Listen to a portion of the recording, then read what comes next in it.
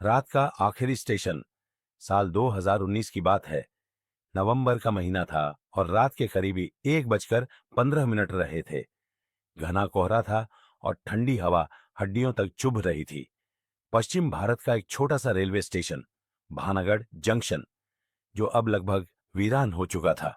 कभी ये स्टेशन एक व्यस्त जगह हुआ करता था, पर अब सिर्फ गिनती के ही कुछ लोकल ट्रेनें यहां रुकती थीं। कर्मचारियों की संख्या भी घटा दी गई थी। यहां अब बस एक बुजुर्ग स्टेशन मास्टर मिश्रा जी वसा, एक सिग्नल मैन होंकमल बा और एक बूढ़ा चौकीदार और बाबा रामू ही ड्यूटी पर रहते थे। उस रात कमल ने देखा कि सिग्नल खुद ब खुद हरा हो गया है, जबकि कोई ट्रेन उस समय नहीं आनी थी। उसने मिश्रा जी को वॉकी टॉकी पर बताया, सर, 3 नंबर ट्रैक पर सिग्नल ग्रीन हो गया है, जबकि कोई भी ट्रेन लिस्ट में नहीं है। मिश्रा जी चौंक गए। कमल, फौरन सिग्नल मैन्युअली रेड कर दो, ये गड़बड़ कैसे हुई? कमल ने जैसे ही सिग्नल बंद करना चाहा, तभी एक धुंधली सी परछाई पास में से गुजरी, बेहद तेजी से। क कौन है? कमल ने पीछे मुड़कर देखा, पर वहां कोई नहीं था। सुबह मिश्रा जी ने स्टेशन की पुरानी लॉगबुक निकाली। उसमें उन्होंने कुछ अजीब नोटिस किया। हर साल नवंबर की 1 तारीख को रात 1:15 पर सिग्नल अपने आप ग्रीन हो जाता है और उसी ट्रैक पर कुछ अजीब घटनाएं दर्ज थीं। मिश्रा जी ने रामू बाबा से पूछा, तुम तो 40 साल से स्टेशन पर हो, ये क्या कहानी है? रामू बाबा की आंखों में एक डर बैठ गया।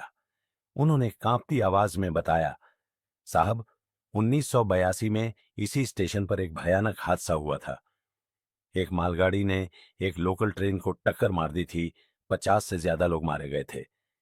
प्लेटफॉर्म नंबर 3 पर चीखें ही चीखें थीं। लोगों के शव पटरियों पर बिखरे पड़े थे। उसी दिन से हर साल उस रात कुछ ना कुछ अजीब जरूर होता है। उस रात मिश्रा जी, कमल और रामू बाबा तीनों ने तय किया कि वे खुद स्टेशन पर निगरानी रखेंगे। रात के ठीक 1:10 पर उन्होंने 3 नंबर ट्रैक को घेर लिया। पूरा स्टेशन एक अजीब सन्नाटे से भर गया था।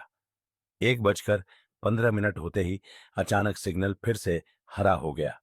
तभी धुंध के बीच से एक ट्रेन की आवाज आई।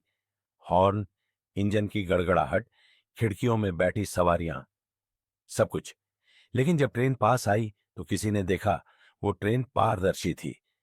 उसमें बैठे लोग साफ दिख रहे थे, लेकिन सबके चेहरे रक्त रंजित थे। किसी के आधे हाथ कटे हुए थे, किसी की गर्दन से खून टपक रहा था।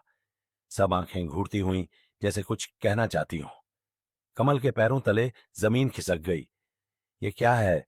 रामू बाबा जोर से बोले, मत देखो ट्रेन की तरफ, मत देखो। मगर मिश्रा जी ने एक महिला को देखा, जो रोती हुई खिड़की से उन्हें देख रही थी। उसके हाथ में एक छोटा बच्चा था और बच्चा बिना सिर का था।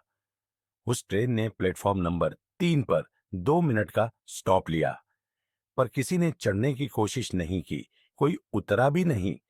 लेकिन वातावरण में चीखों की गूंज फैल गई। कमल बेहोश हो गया। मिश्रा जी के कानों में कुछ आवाजें आईं, हम फंसे हैं, हमें मुक्ति दो। ट्रेन धुंध के साथ गायब हो गई। अगले दिन कमल को होश आया तो वह बोलने के काबिल नहीं रहा। उसकी जुबान लड़खड़ाने लगी और वह हमेशा खिड़कियों की तरफ घूरता रहता। मिश्रा जी ने तय किया कि यह बात रेलवे विभाग को नहीं बताएंगे। रामू बाबा ने गांव के एक तांत्रिक को बुलाया। उसने बताया, ये आत्माएं अधूरी है। जब तक उन्हें उनकी मौत का न्याय नहीं मिलेगा, वे इसी ट्रैक पर आती रहेंगी। तांत्रिक ने स्टेशन पर हवन कराया, पटरियों पर गंगा जल छिड़का और प्लेटफॉर्म नंबर 3 पर एक पीतल की घंटी टांग दी, जो आत्माओं को शांत रखने के लिए थी। कुछ महीने तक सब कुछ शांत रहा, लेकिन फिर साल 2020 आया। महामारी के कारण स्टेशन लगभग बंद हो गया था। एक रात कुछ शहरी लड़के स्टेशन की वीरानी में वीडियो बनाने आए। उन्होंने स्टेशन की कहानी सुनी थी और प्लेटफॉर्म नंबर 3 पर लाइव वीडियो शूट करने का प्लान बनाया। रात 1:15 पर घंटी अपने आप बजने लगी। कैमरा ऑन था। तभी परछाइयां आईं। वीडियो में रिकॉर्ड हुआ कि एक एक लड़का हवा में उठने लगा। उनकी चीखें कैमरे में कैद हो गईं। सुबह गांव वालों ने देखा, प्लेटफॉर्म नंबर 3 पर खून के धब्बे और एक मोबाइल पड़ा था, जिसमें आखिरी वीडियो था। रेलवे ने अंततः प्लेटफॉर्म नंबर 3 को स्थायी रूप से बंद कर दिया।